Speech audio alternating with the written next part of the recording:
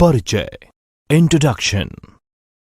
आज आईटी और IT systems हमारे दैनिक जीवन के व्यापक और अभिन्न अंग बन गए हैं। ऑनलाइन लेन देन यानी online transactions, online banking, online purchases, debit card का उपयोग, क्रेडिट कार्ड और हाउस होल्ड बिल्स का ऑनलाइन भुगतान आधुनिक जीवन का अहम हिस्सा है। हम खरीदारी, शिक्षा, मनोरंजन, व्यवसाय और कई अन्य उद्देश्यों के लिए कंप्यूटर्स का उपयोग कर रहे हैं। इसलिए हमारी पर्सनल इंफॉर्मेशन, मेडिकल रिकॉर्ड, कर रिकॉर्ड, स्कूल और कॉलेज रिकॉर्ड सहित सभी प्रकार के विवरण इन कंप्यूटर्स में जमा किए जाते हैं। साइबर सिक्योरिटी को कंप्यूटर सिक्योरिटी के रूप में भी जाना जाता है। साइबर सुरक्षा का अर्थ कंप्यूटर हार्डवेयर, सॉफ्टवेयर, डेटा या सूचना आदि, साथ ही कंप्यूटर सिस्टम के कामकाज को किसी भी प्रकार के डेटाबेस कोड, इंटरनेट ऑपरेटर और कंप्यूटर सिस्टम से संबंधित किसी भी चीज पर प्रत्यक्ष या अप्रत्यक्ष रूप से लागू कई सुरक्षा तंत्रों यानी मल्टीपल प्रोटेक्शन मैकेनिज्म का एक संयोजन है। कंप्यूटर पर बढ़ती हुई निर्भरता और समाज में बढ़ते हुए इंटरनेट और स्मार्टफोन के उपयोग की वजह से साइबर सुरक्षा अब प्रतिदिन और अधिक महत्वपूर्ण होती जा रही है। इस अध्याय में साइबर खतरों यानी साइबर थ्रेट्स, इन खतरों से सिस्टम और व्यक्तिगत जानकारियों की सुरक्षा, ट्रस्ट सील और सुरक्षित ब्राउजिंग के बारे में जानकारी शामिल है। आईटी के सामाजिक, कानूनी और नैतिक पहलुओं को भी इसमें शामिल किया गया है। मैलवेयर। मैलवेयर को आमतौर पर हानिकारक उद्देश्य वाले सॉफ्टवेयर कोड के रूप में परिभाषित किया जाता है, जो कंप्यूटर से डेटा चोरी या डेटा को नष्ट करने का प्रयास करता है। यह आमतौर पर एक ईमेल अटैचमेंट, सॉफ्टवेयर डाउनलोड या ऑपरेटिंग सिस्टम की कमजोरियों के माध्यम से कंप्यूटर में प्रवेश करता है। मुख्यतः मैलवेयर इन प्रकारों में पाए जाते हैं: वायरस, ट्रोजन हॉर्सेस और स्पाईवेयर।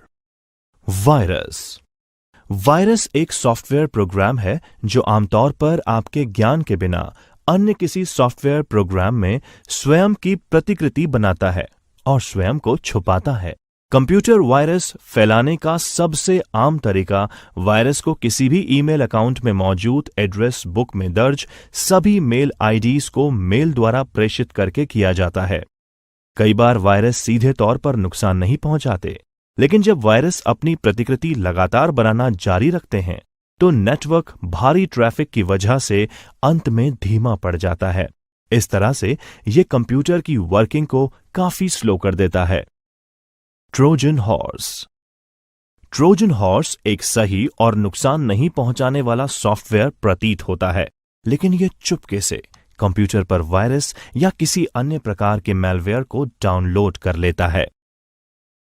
स्पाईवेयर यह एक ऐसा सॉफ्टवेयर प्रोग्राम होता है जो कंप्यूटर पर आपकी सभी गतिविधियों पर सचमुच नजर रखता है और जासूसी करता है। यह आपकी सभी गतिविधियों को रिकॉर्ड करता है, जैसे वेबसाइट ब्राउजिंग इत्यादि। स्पाईवेयर का एक और रूप की लॉगर के रूप में जाना जाता है। की लॉगर आपके सभी की स्ट्रोक्स रिकॉर्ड करता है। कुछ की लॉगर्स आपके कंप्यूटर का एक नियमित अवधि पर स्क्रीनशॉट भी लेते हैं। की लॉगर के द्वारा रिकॉर्ड किया हुआ डेटा बाद में जिस भी व्यक्ति या संस्था ने इसे इंस्टॉल किया है उसे भेज दिया जाता है। इसे ईमेल द्वारा भी भेजा जाता है। अज्ञात या अविश्वसनीय स्रोतों यानी अननोन और अनरिलायबल सोर्सेस द्वारा प्राप्त या भेजे गए लिंक्स को क्लिक या ओपन नहीं करके या ईमेल अटैचमेंट्स को डाउनलोड नहीं करके मैलवेयर से बचा जा सकता है। आपको यह भी सुनिश्चित करना चाहिए कि आपने एक मजबूत एंटीवायरस प्रोग्राम इंस्टॉल किया है और ऑपरेटिंग सिस्टम के नवीनतम अपडेट अपने कंप्यूटर पर इंस्टॉल किए हैं। फिशिंग हमले यानी फिशिंग अटैक में आमतौर पर आपको आपके ईमेल पर एक लिंक भेजा जाता है, जिसमें क्लिक करने पर आपको अपनी व्यक्तिगत जानकारी दर्ज करने के लिए कहा जाता है। इस जानकारी जैसे आपके पासवर्ड, नाम, जन्म तारीख, पिन आदि का इस्तेमाल करके हमलावर आपको आर्थिक रूप से अन्यथा किसी और प्रकार से नुकसान पहुंचा सकता है। फिशिंग ईमेल स्पैम ईमेल के मुकाबले ज्यादा खतरनाक होती है। आप ईमेल को खोलने के पहले उसके सोर्स की जांच करें और उसे ऑथेंटिकेट करें। अगर आपको ऐसा लगता है कि ईमेल भेजने वाले के बारे में आपको कोई जानकारी नहीं है, तो आप उस ईमेल को ओपन ही ना करें। ऐसा करके आप फिशिंग अटैक को रोक सकते हैं। पासवर्ड हमले, पासवर्ड अटैक्स। पासवर्ड अटैक में कोई अनजान व्यक्ति आपके सिस्टम या ईमेल खातों या बैंकों के ऑनलाइन खातों तक पहुंचने का प्रयास करता है, जिससे आपका पासवर्ड क्रैक किया जा सके। ये आमतौर पर अटैकर द्वारा अपने मशीन पर एक एल्गोरिथम या सॉफ्टवेयर का उपयोग करके किया जाता है, जहां हमलावर आपका पासवर्ड पता करने की लगातार कोशिश करता है। आप इस तरह के हमले को रोकने के लिए अपना पासवर्ड नियमित रूप से बदलें।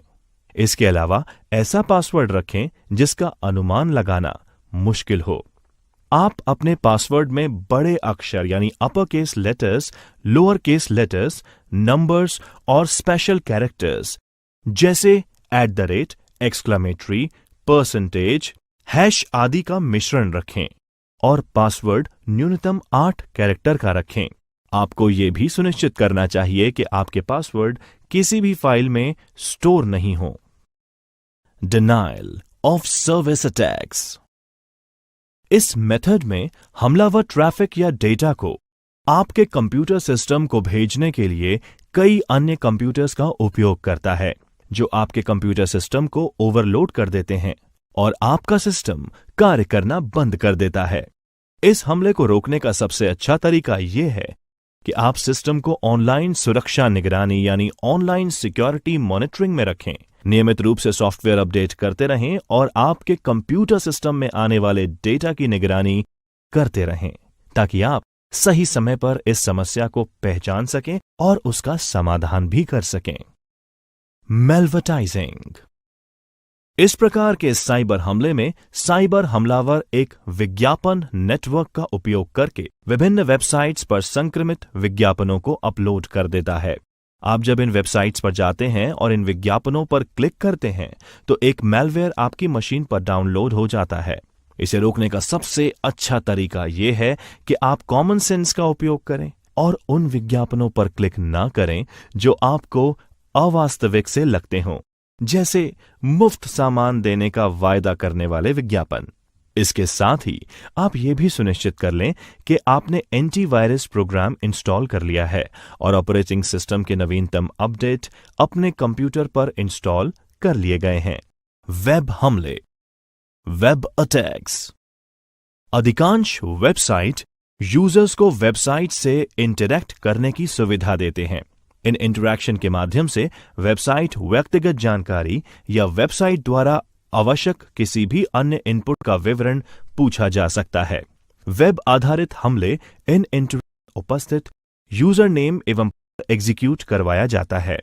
इससे आपका सिस्टम गलत ढंग से काम करना शुरू कर देता है। यह सबसे आम साइबर अटैक्स में से एक है। सेशन अपहरण, सेशन हाईजैकिंग। यह साइबर हमला इतना आम नहीं है। इसमें हमलावर क्लाइंट मशीन और सर्वर के बीच एक ऑथेंटिकेटेड सेशन की निगरानी करता है, उस सत्र को अपने नियंत्रण में ले लेता है, अन्यथा खत्म कर देता है। DNS poisoning.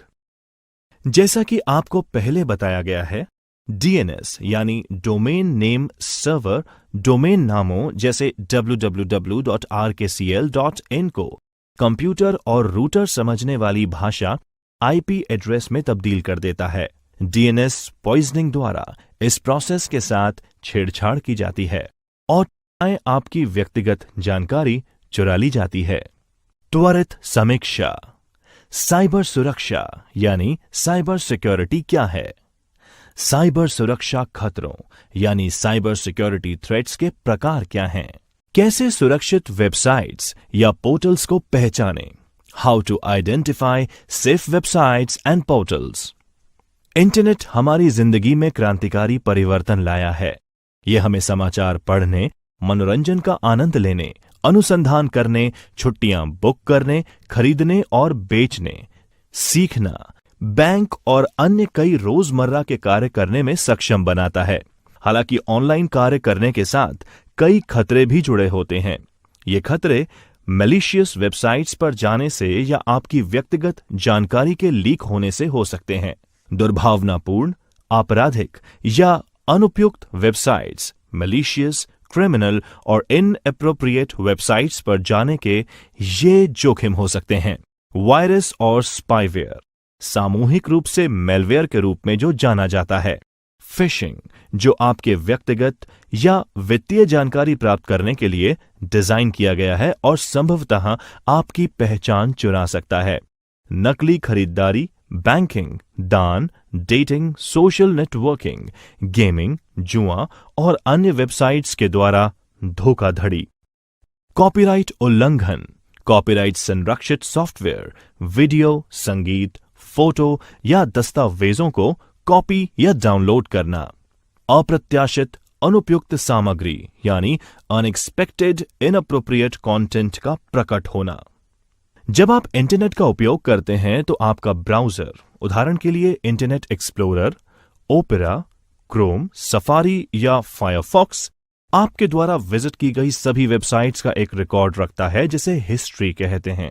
जब आप इंटरनेट का उपयोग करते हैं तो आपके द्वारा देखी जाने वाली वेबसाइट्स आपके इंटरनेट सेवा प्रदाता यानी इंटरनेट सर्विस प्रोवाइडर और ब्राउजर प्रोवाइडर को विजिबल होती है। इसलिए एक वास्तविक वेबसाइट को क्लोन करना संभव है।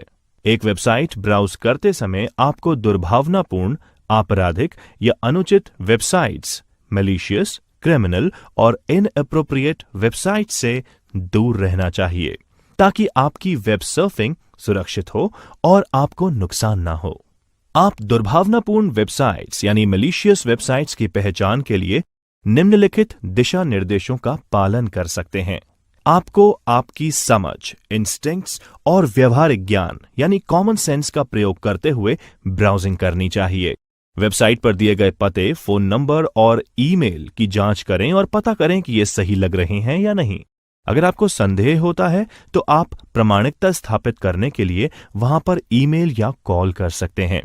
वेबसाइट के वेब एड्रेस को देखें, जांच करें और उसकी स्पेलिंग सही है या नहीं। वेब एड्रेस कुछ अजीब तो नहीं है, इसकी भी जांच करें।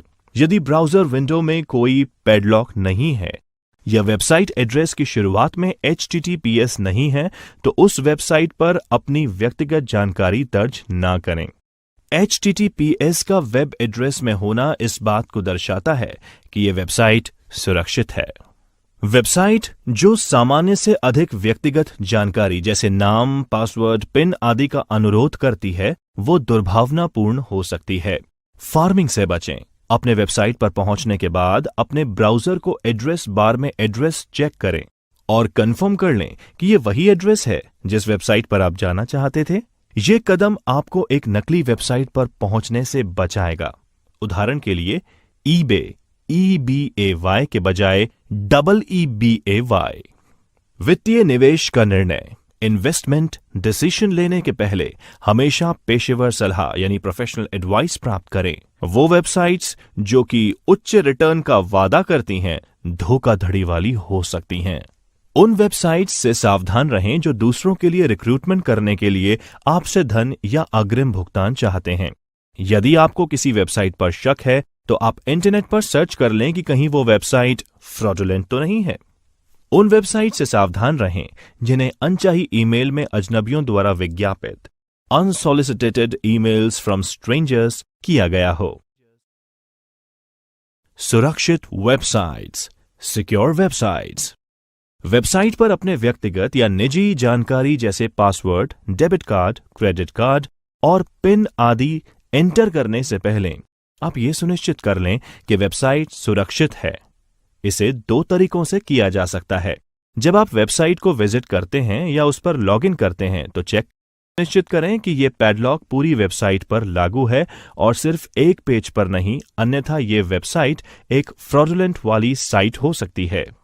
वेब पते को HTTPS के साथ शुरू होना चाहिए जिसमें S का अर्थ है सिक्योर। ये दोनों ये आश्वस्त करते हैं कि वेबसाइट के पास एक डिजिटल प्रमाण पत्र है जिसे एक विश्वसनीय तृतीय पक्ष ट्रस्टेड थर्ड पार्टी द्वारा जारी किया गया है, जैसे वेरीसाइन या थॉट। इसका अर्थ है कि वेबसाइट से ऑनलाइन प्रसारित की गई जानकारी को एन्क्रिप्ट किया गया हो तथा थर्ड पार्टीज द्वारा बीच में रोकने यानी इंटरसेप्ट और चोरी होने से सुरक्षित किया गया है। ऐसी वेबसाइट जिन्हें आप नहीं जानते, उनका उपयोग करते समय एक विस्तारित सत्यापन यानी एक्सटेंडेड वैलिडेशन या EVSSL प्रमाण पत्र देखें, जो इंगित करता है कि प्रमाण पत्र जारी करने वाली एजेंसी ने वेबसाइट के ओनर की पूरी तरह से जांच की है। प्रमाण पत्र का प्रकार ब्राउजर फ्रेम में पैडलॉक पर क्लिक करके देखा जा सकता है। क्लिक करने पर एक पॉपअप खुलेगा जिसमें सारी जानकारी होगी। त्वरित समीक्षा। सुरक्षित वेबसाइट्स की पहचान करने के विभिन्न तरीके क्या हैं? एक सुरक्षित वेबसाइट यानी सिक्योर वेबसाइट क्या है? Secure seals. एक सिक्योर या ट्रस्ट सील वेबसाइट कंपनी पर विश्वास का प्रतीक है। ट्रस्ट सील प्राप्त करने का उद्देश्य ग्राहकों और साइट विजिटर्स को विश्वास दिलाना है और उन्हें आश्वस्त करना है कि वेबसाइट पूरी तरह से अस्तित्व यानी एग्जिस्टेंस में है, वैध यानी लेजिटिमेट एवं सत्यापित यानी वेरीफाइड है और ट्रांजैक्शंस के लिए मेथड्स एवं तरीकों का इस्तेमाल करती है। ट्रस्ट सील विभिन्न रूप में होती है, जिसमें data security seal, business verified seal और प्राइवेसी सील शामिल हैं और विभिन्न कंपनीज द्वारा शुल्क देने पर उपलब्ध होती है। ट्रस्ट सील एक्टिव या पैसिव हो सकती है। अधिकांश सील एक नियत अवधि के लिए रहती है, जिसकी समाप्ति के बाद कंपनी को फिर से सत्यापित किया जाना चाहिए। प्राइस सील को वैलिडेट उस वक्त किया जाता है जब कंपनी उसे खरीदती है। ट्रस्ट सील के प्रकार। Kinds of trust seals. Privacy seal. एक प्राइवेसी सील एक कंपनी के अच्छे प्राइवेट प्रैक्टिस का अनुमोदन करती है और इंगित करती है कि कंपनी बहुत ऊंचे स्तर की प्राइवेट प्रोटेक्शन मानकों का इस्तेमाल करती है। ये कंपनी को उन प्राइवेट खतरों से भी अवगत कराती है जो कंपनी अपने स्तर पर पहचान नहीं पाती। Business practice seal. ये सील है जो किसी बिजनेस के परिचालन यानी ऑपरेशनल प्रैक्टिस का अनुमोदन करती है, जैसे कंपनी के उत्पाद या सेवाओं के लिए की जाने वाली गुणवत्ता प्रणालियां यानी क्वालिटी प्रैक्टिसेस। ये विशेष रूप से ऑनलाइन खुदरा विक्रेताओं यानी ऑनलाइन रिटेलर्स में काफी पॉपुलर है। व्यापार पहचान सील। Business identity seal. एक बिजनेस आइडेंटिटी यानी व्यावसायिक पहचान सील, जिसे एक वेरीफाइड एग्जिस्टेंस यानी सत्यापित अस्तित्व सील भी कहा जाता है। ये वह है जो वैधानिक विवरण यानी स्टैट्यूटरी डिटेल्स, संपर्क विवरण यानी कॉन्टैक्ट डिटेल, भौतिक और वास्तविक अस्तित्व का सत्यापन करती है। इसे लेने वाली कंपनीज की साख बढ़ती है, कारगर सिद्ध होती है। एक सत्यापित ट्रस्ट सील यानी वेरीफाइड ट्रस्ट सील देने वाली कंपनी पूरी मेहनत एवं परिश्रम से ही किसी भी बिजनेस को सत्यापित करती है।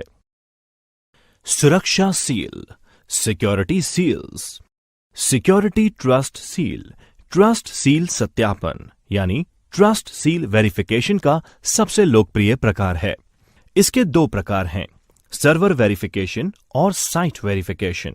Server verification services hosting server पर दैनिक स्कैन करती है और सुनिश्चित करती है कि नवीनतम पैचेस यानी लेटेस्ट पैचेस को सर्वर पर इंस्टॉल किया गया है और वेरीफाई करती है कि कई सर्वर किसी भी तरह के हमलों में सक्षम हैं या नहीं। वेबसाइट सत्यापन सेवा। वेबसाइट वेरिफिकेशन सर्विसेज जांच करके ये सुनिश्चित करती है कि ग्राहकों को सामान्य परिस्थितियों में सामान्य खतरों यानी cross site scripting, XSS, SQL injection से सुरक्षित किया गया है। सुरक्षित ब्राउजिंग की आदतें और मेलिंग शिष्टाचार। Secure browsing habits and mailing etiquettes. आपकी कंपनी का ईमेल निजी नहीं है। Your company's email is not private. यदि आप किसी कंपनी में काम कर रहे हैं तो संभावना है कि आपके ईमेल संदेशों की निगरानी की जा रही है। इसलिए केवल कंपनी उद्देश्यों के लिए ही आपकी कंपनी के ईमेल का उपयोग करें। अगर आपको निजी तौर पर ईमेल करने की आवश्यकता है तो आप अपना निजी ईमेल अकाउंट जीमेल या याहू इत्यादि पर बना सकते हैं। अपने ईमेल हस्ताक्षर का प्रयोग करें। Use a signature with your contact information. आपको अपना ईमेल हस्ताक्षर यानी ईमेल सिग्नेचर का उपयोग करना चाहिए, जिसका इस्तेमाल ईमेल भेजने और जवाब देने के दौरान किया जाता है। आपके ईमेल हस्ताक्षर में आपका नाम, पदनाम, कंपनी का नाम, संपर्क नंबर, ईमेल पता, वेबसाइट आदि का लिंक शामिल हो सकता है। स्पेल चेकर का प्रयोग करें। Use spell checker.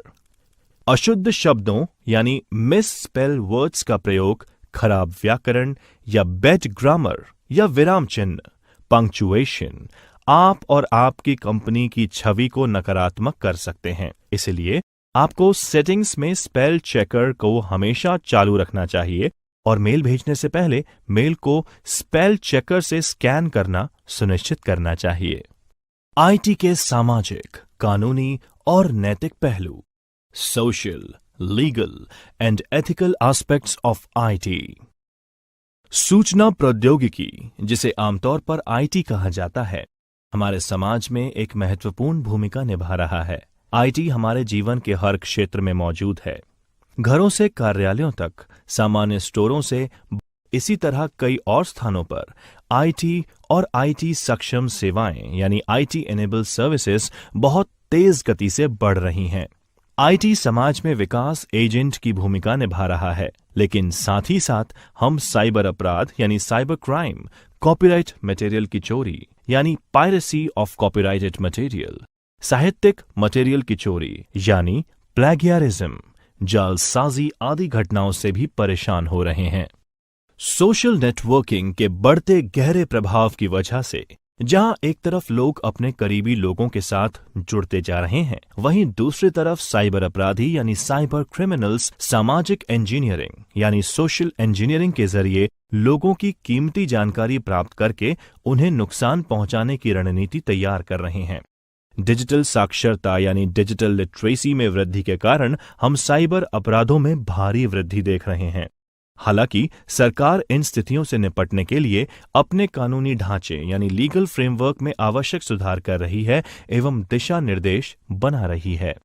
हमारी संस्थाएं, कंपनीज और फर्म आईएसओ यानी इंटरनेशनल ऑर्गेनाइजेशन फॉर स्टैंडर्डाइजेशन की अंतर्राष्ट्रीय आवश्यकताओं और दिशा निर्देशों को पूरा करने के लिए खुद को तैयार कर रही हैं। आईएसओ 27001 अंतर्राष्ट्रीय साइबर सुरक्षा मानदंड यानी इंटरनेशनल साइबर सिक्योरिटी स्टैंडर्ड है, जो एक सूचना सुरक्षा प्रबंधन प्रणाली यानी इंफॉर्मेशन सिक्योरिटी मैनेजमेंट सिस्टम की स्थापना, कार्यान्वयन, संचालन, निगरानी, समीक्षा, रखरखाव और सुधार के लिए एक मॉडल प्रदान करता है।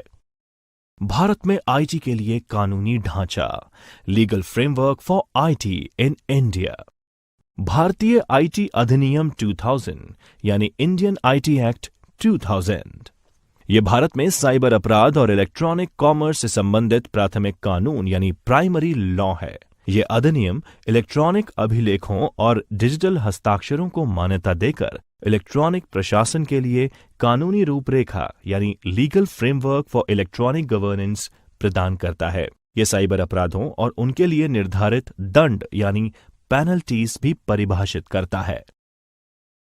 धारा 65 सेक्शन 65 कंप्यूटर सोर्स कोड के साथ छेड़छाड़ यानी टैंपरिंग। धारा 66 हैकिंग और कंप्यूटर अपराध। धारा 43 इलेक्ट्रॉनिक अभिलेखों यानी इलेक्ट्रॉनिक रिकॉर्ड्स के साथ छेड़छाड़ करना। धारा 67 इलेक्ट्रॉनिक रूप में अश्लील यानी ऑब्सीन जानकारी छापना। भारतीय कॉपीराइट अधिनियम 1957, इंडियन कॉपीराइट एक्ट 1957। यह कॉपीराइट अधिनियम ये निर्धारित करता है कि कोई भी व्यक्ति जो जानबूझकर कंप्यूटर प्रोग्राम की एक अवैध प्रति यानी illegal copy of computer program बनाता है, ये पनिशेबल होगा। कंप्यूटर प्रोग्राम्स हेतु कॉपीराइट प्रोटेक्शन उपलब्ध है, लेकिन कोई पेटेंट प्रोटेक्शन नहीं है। भारतीय दंड संहिता इंडियन पीनल कोड। धारा 406 विश्वासघात का अपराध। धारा 420 धोखाधड़ी और बेईमानी, बोगस वेबसाइट, साइबर धोखाधड़ी। भारतीय संविदा अधिनियम 1872, इंडियन कॉन्ट्रैक्ट एक्ट 1872 कॉन्ट्रैक्ट के उल्लंघन, क्षति और अनुबंध के विशिष्ट प्रदर्शन के मामले में उपचार प्रदान करता है। आज सूचना प्रौद्योगिकी के क्षेत्र में नवाचार समाज के विभिन्न क्षेत्रों में व्यापक प्रभाव डाल रहा है और नीति निर्माता यानी पॉलिसी मेकर्स आर्थिक उत्पादकता यानी इकोनॉमिक प्रोडक्टिविटी, बौद्धिक संपदा यानी इंटेलेक्चुअल प्रॉपर्टी अधिकार, गोपनीयता संरक्षण यानी प्राइवेसी प्रोटेक्शन और सूचनाओं की उपलब्धता और पहुंच की समस्या काम होंगे, लेकिन साथ ही उनके सामाजिक और आर्थिक प्रभावों यानी सोशल एंड इकोनॉमिक इम्पैक्ट्स पर ध्यान दिया जाना चाहिए। सूचना प्रौद्योगिकी में नैतिकता यानी एथिक्स और नैतिक आचार संहिता यानी एथिकल कोड ऑफ कंडक्ट की बहुत आवश्यकता महसूस की जा रही है। नैतिकता ये निर्धारित करती है कि एक व्यक्ति के लिए क्या अच्छा है।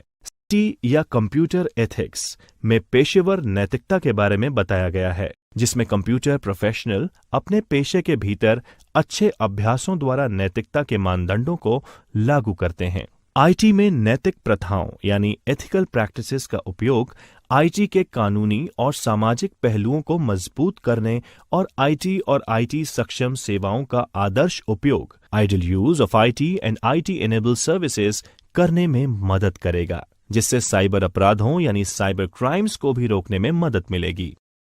त्वरित समीक्षा। एक उचित ईमेल या प्रॉपर ईमेल लिखने के लिए किन बातों का ध्यान रखना चाहिए? आईटी के लिए कानूनी ढांचे यानी लीगल फ्रेमवर्क क्या हैं?